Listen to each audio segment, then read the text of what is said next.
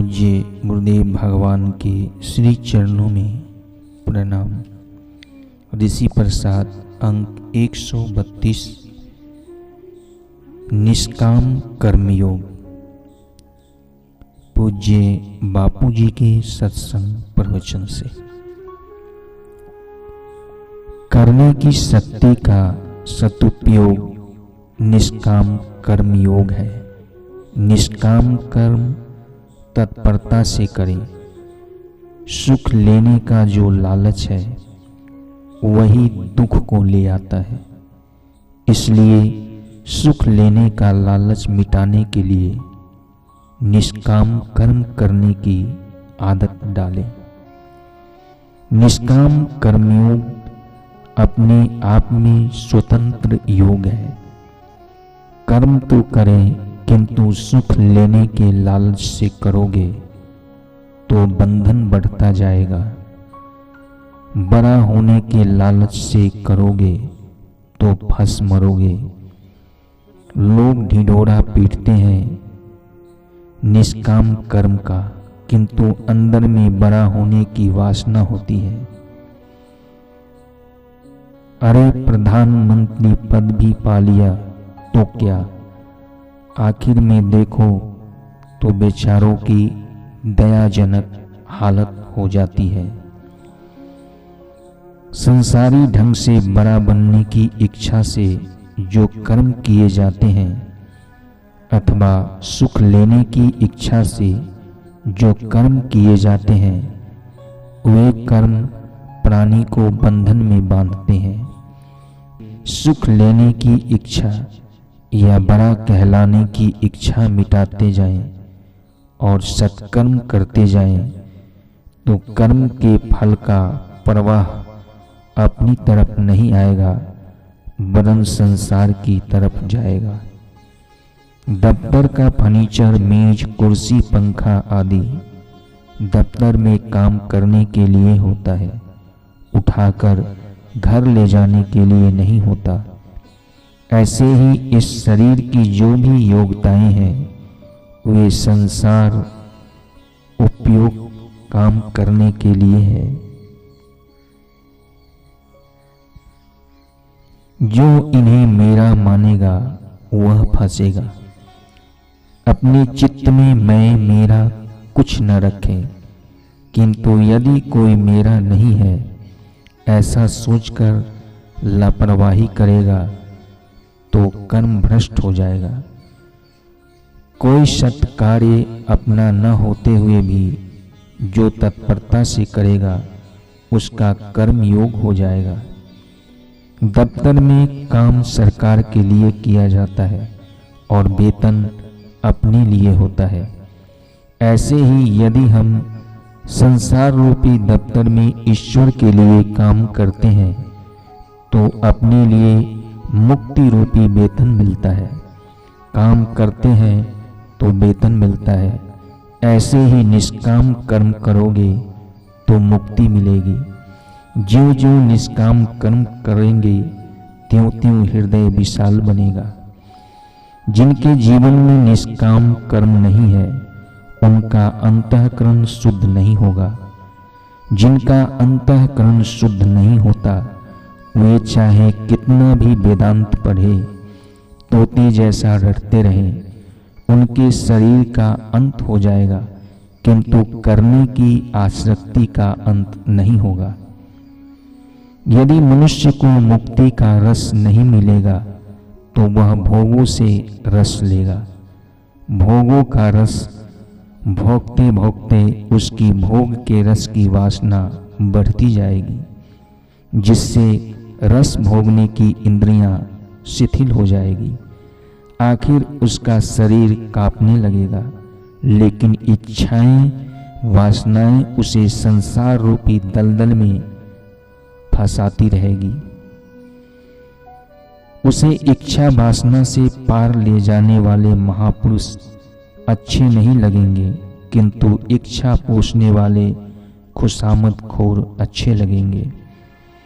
काम तो अज्ञानी मूढ़ भी करता है और साधक भी करता है। साधक का काम सेवा बन जाता है, परमात्मा प्राप्ति का साधन बन जाता है। एक वे होते हैं जो अपने लिए काम करते हैं, वे संसार की तरफ जाते हैं। दूसरे वे होते हैं जो विशाल दृष्टिकोण रखकर संसार के लिए, बहुतों के लिए काम करते हैं, वे अपने को ईश्वर में ले आते हैं। तीसरे वे होते हैं जो आलसी होते हैं, अपना वक्त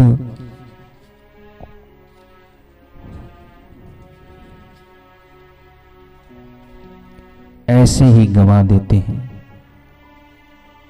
आतो भ्रष्ट ततो भ्रष्ट, वे इस लोक में भी धन वैभव नहीं पाते और परलोक में भी शांति नहीं पाते।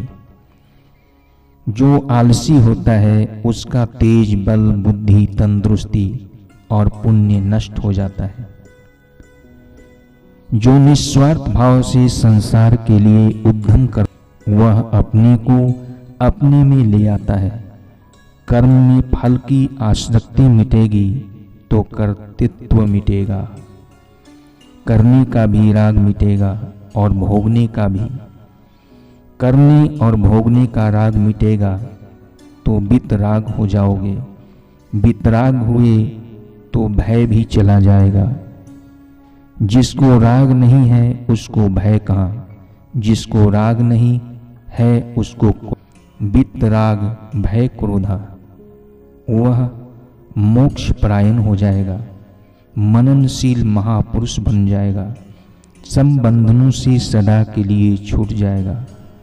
करने का राग मिटाने के लिए निष्काम कर्म करें, भोगने का राग मिटाने के लिए दूसरों को सुख दें।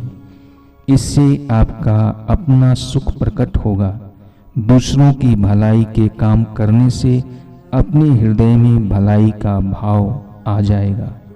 ईमानदारी से भलाई के दैवी कार्यों में साझेदार होने से सुख मिलता है। करने और भोगने की आसक्ति मिटने पर आप अनासक्त हो जाओगे। अनासक्ति आत्मा का स्वभाव होता है, अतः आप अपने आत्म स्वभाव में आ जाओगे।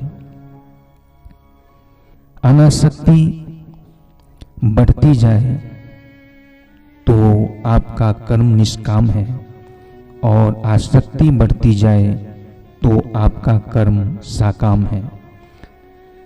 सकाम कर्म करना अपने को धोखा देना है। सत्य के लिए जो कर्म किया जाता है वह सत्कर्म है, अथवा जो सत्य स्वरूप की ओर ले जाए, शाश्वत सुख, शाश्वत ज्ञान, शाश्वत जीवन की ओर ले जाए, उसको सत्कर्म कहते हैं। जो भी सत्कर्म करें तत्परता, सेवा भाव, निष्काम भाव और ईमानदारी से करें तो हृदय विशाल होगा। कर्तापन छोड़ दें और जहाँ से करने की शक्ति आती है उसका ज्ञान पालें। जिसने अपना आत्म सुख नहीं पाया वह दूसरों को सुखी कैसे कर सकता है। जो अपने आप की सेवा नहीं कर सका वह दूसरों की सेवा में सफल कैसे हो सकता है। इसलिए अपने आप की सेवा कभी नहीं भूलनी चाहिए। इंद्रियों की सेवा करो, मन बुद्धि की सेवा करो, अर्थात उनको आत्म सुख दो, तब ये दूसरों की सेवा करने के लायक बनेंगे। सेवा में दोष क्यों आते हैं? बल या सत्ता का दुरुपयोग करने से और विवेक का अनादर करने से सेवा में दोष आ जाते हैं। बल का दुरुपयोग क्या है? बल का उपयोग जब अहम पोषने में होता है तो यह बल का दुरुपयोग है, और जब अहम का विसर्जन करने में होता है तो यह बल का सदुपयोग है।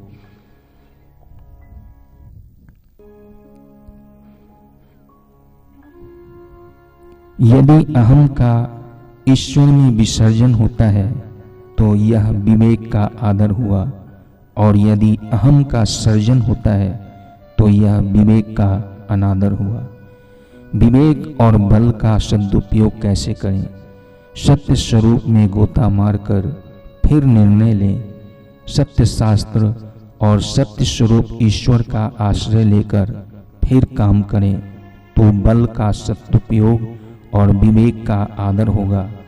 बल का सदुपयोग और विवेक का आदर हो गया तो समझो काम बन गया। पूज्य गुरुदेव भगवान के श्री चरणों में प्रणाम। हरि ओम।